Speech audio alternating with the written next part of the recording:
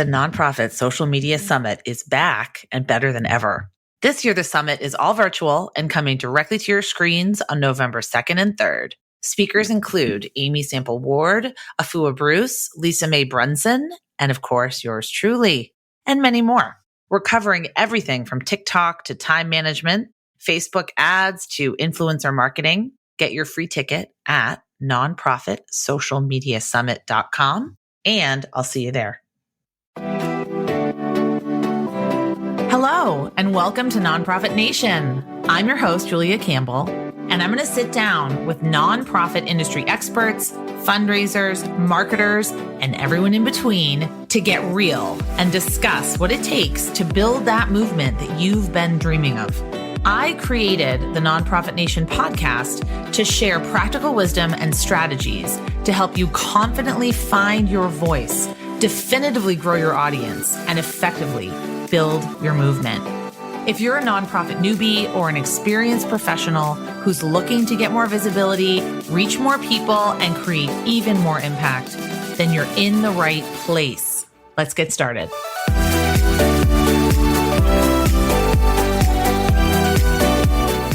Hello, everyone. Hello, my nonprofit unicorns. This is Nonprofit Nation. I'm so thrilled that you tuned in today. I'm your host, Julia Campbell.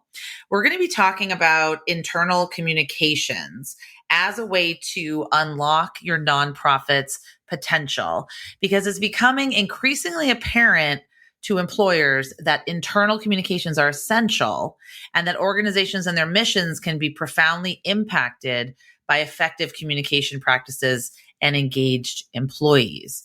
And today's guest is internal communications expert, Cierra Selby.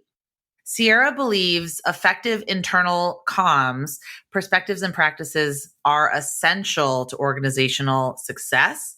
And her experience spans over 10 years in marketing and communication across a variety of missions, including poverty, financial literacy, voter engagement, local government, health research, and arts and culture. And having conducted extensive research on corporate internal communication strategies, Cierra has developed best practices for mission-driven organizations. And she's determined to make these best practices accessible to any organization seeking to improve their efficiency and culture. So, Cierra, welcome. Hi, Julia. I'm super excited to be here. I'm thrilled to have you here. I know you're an AmeriCorps alumni and HBCU graduate. You have a wealth of experience. So what are you working on now and sort of what led you on this path? Yeah, Julia. So currently I am working on a set of products and programs specifically for nonprofit organizations when it comes to internal comms. I think that it's been about 6 years since I wrote a thesis on best practices for internal communications. And since then, I've just seen the need for expertise, the need for trainings and workshops, as well as just events that organizations and their leaders can attend to learn more about the practice in the space. So I've been working on really just honing in on those solutions and creating products that nonprofits can enjoy and benefit from. So the focus on internal communications, has it always been your focus, and sort of why this specific focus in terms of the mission-driven sector? Yeah, so I mentioned that I wrote this thesis on best practices for internal comms. It actually came about when I was pursuing my master's degree in public administration. I was a part of a program called National Urban Fellows, and the program is designed to help leaders of color and women become leaders in the public administration space. And a huge piece of that program is they actually partner you with an organization, and you're to work as a consultant with that organization, as well as full-time, going to school full-time, which was incredibly daunting. But during that time, I was recruited by an organization, a Health Research Institute in DC, to come build out their internal communication strategy. And I was just told that because of my background in marketing and community organizing, that this would be the perfect opportunity for me. And while I was not very excited about that, when I actually got into the role and into meeting all of the people at that organization and building out that actual strategy, I fell in love with the work.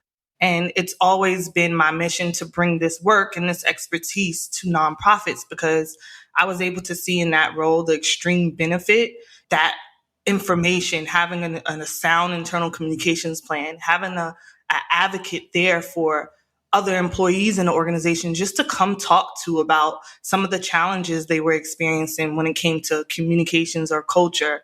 I just found that work really fulfilling. And since then, I've just been on a mission to continue that work in that space.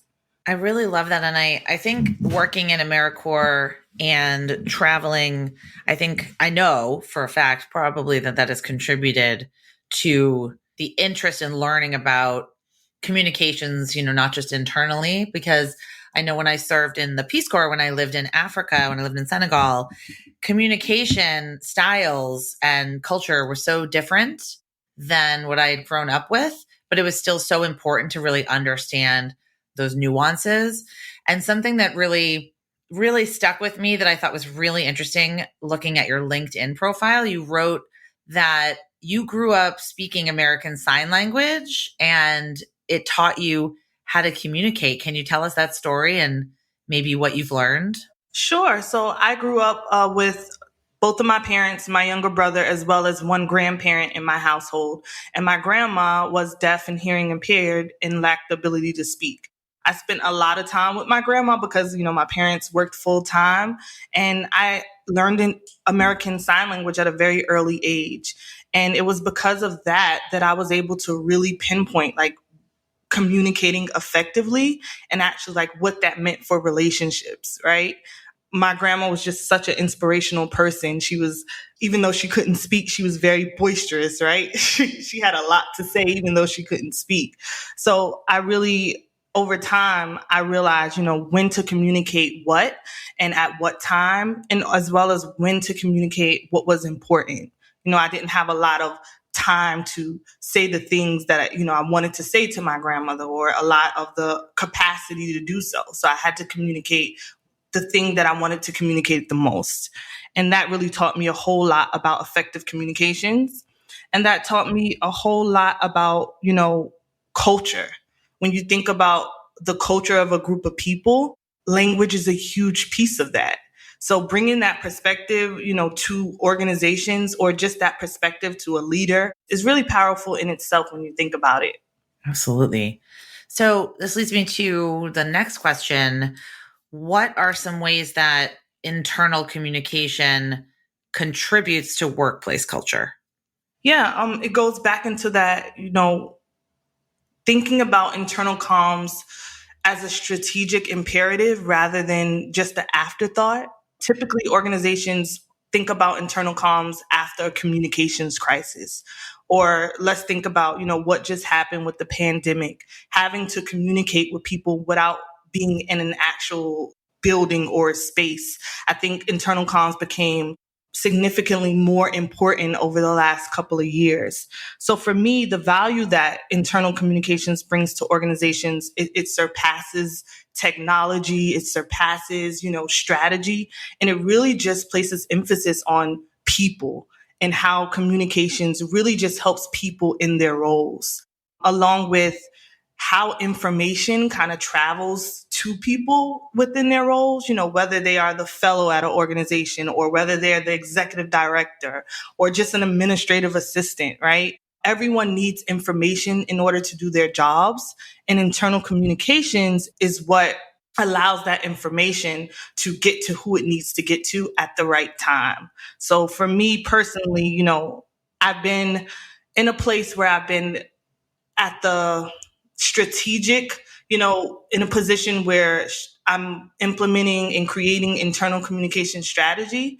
And then I've also been at the other end of that as, a social media manager, experiencing anxiety and worry around not having the information that I need to do my job. And that to me has really allowed me to gain a well-rounded perspective of the value internal comms brings to organizations. Wow. I think that's incredibly important. A lot of my clients are dealing with this struggle around fundraising departments, marketing departments, social media departments, or maybe there's just one or two people but they have very different abilities, skills, priorities, and strategies for their work. What are some of the biggest mistakes that nonprofits make with their internal communications? Yeah, I definitely think one of the biggest mistakes is just around perspective, right? I believe most nonprofits are thinking that internal communications is only up to one person. And while one person may be responsible for creating an internal communication strategy, which can be a consultant or someone who actually is placed within the organization to manage that function, internal communications is actually everyone's job, right? It calls for everyone to be in the game, and organizations need to do a better job at developing this perspective. It's not up to one person. It affects every single person at every single corner of the organization. And when it's done right, you're able to see the kind of impact it can make. Absolutely. And when you say this should be a strategic imperative, I completely agree, because my entire mantra this year has been proactive, not reactive. So we spent 2 years in reaction mode, reaction mode, reaction mode. And now we need to get back to planning and strategy and looking ahead and being a little bit more proactive. Certainly, there's going to be curveballs. There's going to be news events. There's going to be things that kind of throw us off the track and derail us a little bit. But when you're talking about being proactive and not just reactive when there's a crisis, that really resonates with me. So, how do we even start with creating a plan, and how do we start understanding more about what it means, and what are some of the factors that go into creating a plan? Yeah, I definitely think internal communications planning, it definitely starts with a conversation. And I believe a lot of organizations, they skip over the conversation part and they just go right into planning. And what happens is they create Yes. yes, right? A strategy or plan that isn't informed by the people who actually work there at the organization. And when I was doing this work at this organization, this Health Research Institute in DC, I didn't want to enter the organization without a well developed understanding about what was actually happening. When I arrived at the organization, I was told these are the communication gaps that we've been able to identify, and we want to build a strategy around that. Well, that was the perspective of leadership, but I wanted to talk to the people on the ground, right? I wanted to talk to the marketing team. I wanted to talk to the custodians, right? I wanted to talk to everyone because I knew that internal communications planning had to be informed by an organization's most important stakeholders. So I really believe starting that conversation with people within your organization, it doesn't have to be a lot of work, right? It doesn't have to be a 5 hour focus group. It can be a 30-minute Zoom call. It can be a 30-minute meeting at your organization where you're actually asking specific questions about internal comms and focusing more on the perspectives and the attitudes that people have around internal comms. So that conversation is key to any strategy. Secondly, I believe having a list of tactics to go along with some of your overarching goals. So once you have these conversations with people within the organization, you'll start to see the gaps, and then you can start to create those goals. You can work with key stakeholders, whether it be executive leadership or whether it be the marketing department. It really doesn't matter where this sits, because what's going to be most significant is the partnerships that are formed to really drive this strategy forward. So having that set of tactics to go along with those goals, and also timelines. Tactics and timelines are my favorite thing when it comes to internal communication strategy, because without them, like, you just have like a page full of goals that will never get achieved. So for me, just having those tactics, having that timeline, and also being sure to talk to the people who matter the most before diving into the planning. Now, how to make the case to an executive director, or even a board, or even coworkers that say, "Oh, we don't have an internal communications problem. We're too busy. We've got too much on our plate. We need to focus on the issues at hand and just put our heads down." what would you say to make the case that this is something that is very important? And I would say they're proving the point by saying that, but what would you say? Well, I believe that now in a post-COVID world, the case has already been made. There are just so many communication gaps that exist within these organizations. And once you start to have these conversations, you'll realize that people already know that, there's something wrong. They already know that there are gaps. They just didn't have the space, right? Or someone that they can depend on. They didn't have an advocate to really help them bring these issues into the forefront. So I believe you're not going to have a hard time with proving the case. And I think that most organizations believe that change starts like at the top. So they believe that it has to come from leadership. But the truth is that real change starts from the middle and then it takes its course in either direction. So I believe that it can be done. And I honestly believe that we don't have the time for ineffective communications anymore. We have to spend our time, our energy, and our resources on doing the important work. Society is not being faced with less problems, right? There are only more problems as we continue into the future. So this is something that has to be a priority. And this is something that if you believe in it and you're willing to put in the work, we can have better nonprofit workplaces and we can really do our work even more effectively and take our missions further. I think that the great resignation, we talk about the great resignation, has dramatically affected the way that a lot of workplaces look at their culture. And, you've written culture has an impact on employee performance and even on how well an organization will accomplish its mission. So when you talk about creating this internal communications plan, who should be involved in this? Is it clients, donors, maybe? I don't know. Who should be involved in this? I definitely think that this planning starts internally. I know that nonprofits specifically, which is why I created this set of best practices, because I understood that, nonprofits have a totally different set of stakeholders than corporations, right? But I really believe that internal communications as it relates to nonprofits, there's a lot of creativity that can happen there. There's a lot of partnerships that can be formed internally to really drive this strategy to the finish line. From my personal experience, I've been having these conversations with a few interns at my organization, and I was just so shocked and surprised about their level of understanding about how important this work was. And my suggestion is don't overlook anyone. There are things that people have noticed in some of the deepest corners of your organization that hasn't even crossed the leader's mind, right? So talk to everyone, as many people as you can, and I'm telling you, you will be surprised about the information you're able to gather from some of the most unlikely people. Do you think that it's effective to do something like Strengths Finders or Enneagram to find out someone's communication style? Because I remember I've had bosses that really encouraged me to ask them every little question. But then I had other bosses that really just wanted me to figure it out until I got to such a roadblock that I couldn't, I couldn't move forward. So it's totally dependent on someone's communication style. And how do you sort of map that out? How do you come together as a group and understand we all communicate differently and we all need to respect that and understand that? That is a great perspective. And I think just that statement you made in itself is so impactful. I think when you bring a group of people together, that's one of the first things that has to be understood.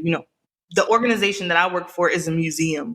And when you talk about attitudes, when you talk about personality and communication styles, no other type of organization has to deal with this more than museums, because there are just so many different personalities.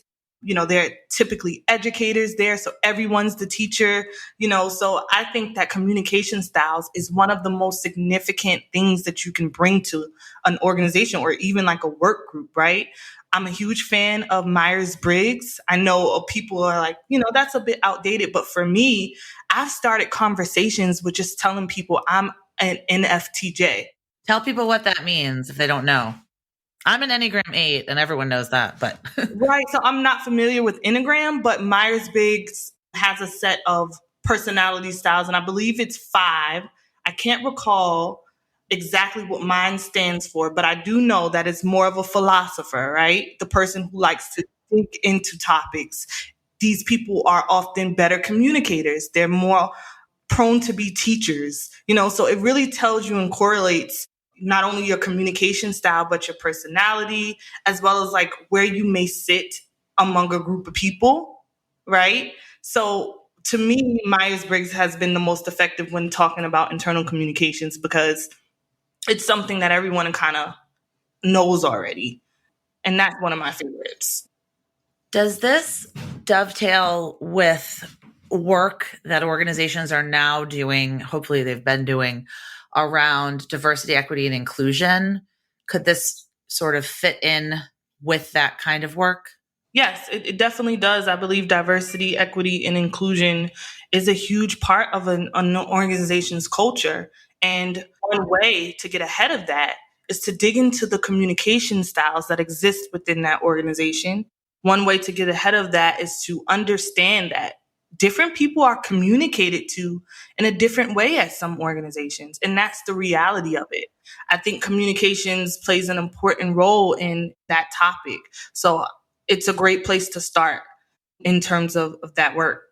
I think so too. I think it seems like it's something that wouldn't plug in to other aspects of the organization. But now that I'm thinking more about it and reading more of your work, I see how it's not only about knocking down silos and truly effectively being able to get your message across, it's more about how does this improve our external communication? So maybe could you talk a little bit about some of the ways that this work can improve even marketing? And I know you're a digital marketing expert as well, and how it can, even improve on those initiatives and those projects.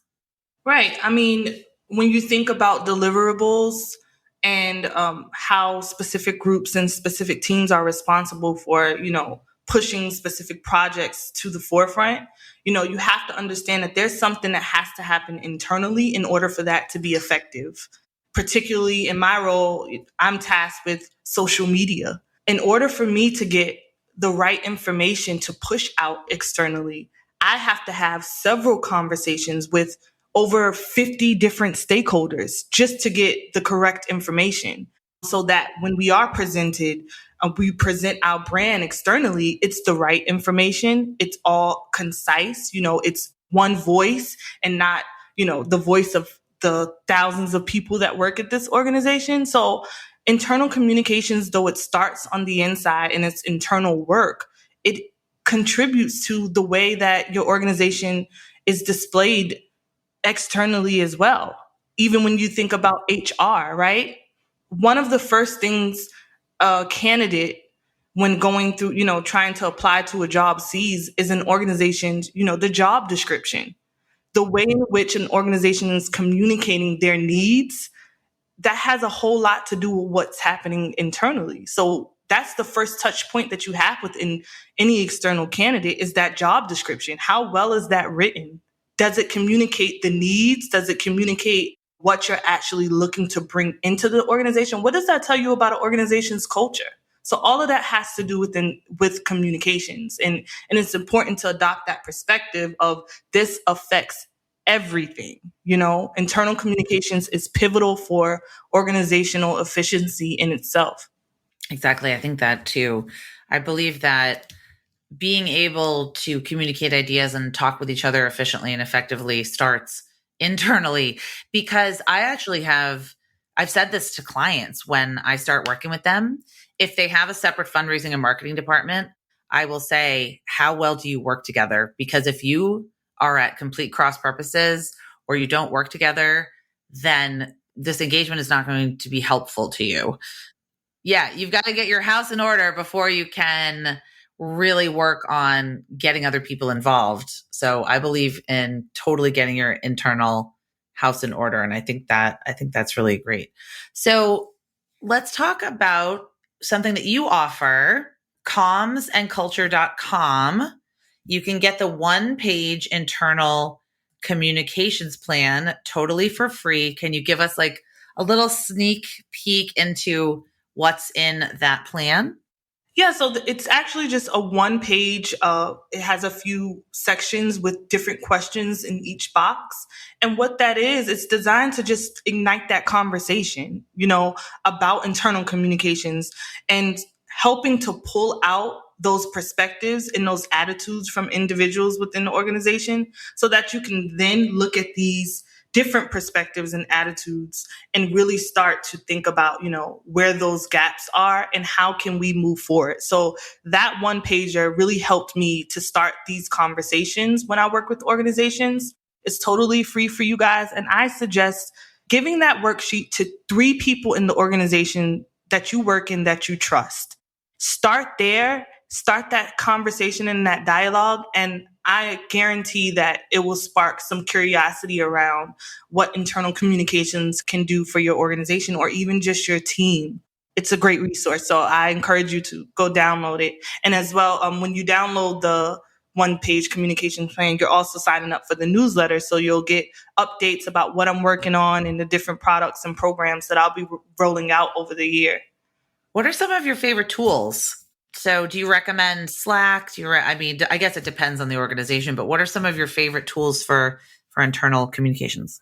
Yeah, so currently at my organization, we use Basecamp, which has been, really, really powerful for me because I have a social media role. So a lot of those digital assets, we communicate about through Basecamp. But one of my personal favorites that I think that anyone who's building, trying to build out an internal communications plan can start working with is Trello. I think Trello is highly underrated. I love the tool. It's so much that you can do with Trello. It's everything in one place. You can invite different stakeholders to take a look. If you download that one page internal communications plan, you can put your responses into a Trello page, right? And then start to collect data there and invite maybe some organizational leaders to take a look at that. So Trello to me is probably one of my favorite tools right now. I think that this has huge implications for social media managers because we need effective internal communications. In order to do our work, we have to get the stories, we have to get the news, we have to get photos, we have to get content assets, we have to get approval probably on what we're posting. So if there's a block, if there's not effective communications in the organization, then social media kind of stagnates. Like, do you see that? I definitely see that. And personally, I've experienced a lot of anxiety around my social media role because I don't have the information or the support that I need sometimes to do what my organization expects to be done. So is it internal communications I've realized is not more needed in any other space than the social media manager space. We have to communicate with so many different people. And guess what, Julia? Do we have a lot of time to do that? We have the least amount of time to do almost anything. So internal communications, I think the reason why I'm so effective in a role that I'm in right now is because of that internal communications expertise and knowledge. It's the only way I'm surviving because I know how to communicate with people to get exactly what I need when I need it.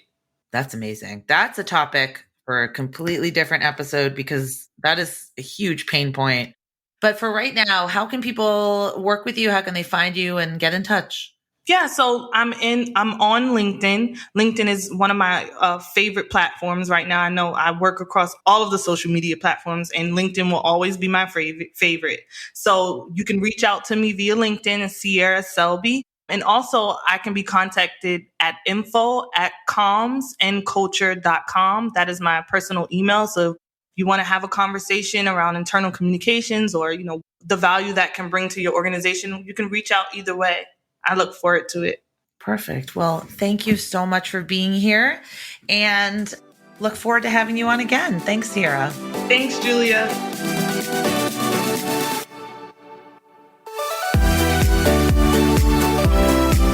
Well, hey there. I wanted to say thank you for tuning into my show and for listening all the way to the end. If you really enjoyed today's conversation, make sure to subscribe to the show in your favorite podcast app, and you'll get new episodes downloaded as soon as they come out. I would love if you left me a rating or a review because this tells other people that my podcast is worth listening to. And then me and my guests can reach even more earbuds and create even more impact. So that's pretty much it. I'll be back soon with a brand new episode. But until then, you can find me on Instagram at JuliaCampbell77. Keep changing the world, you nonprofit unicorn.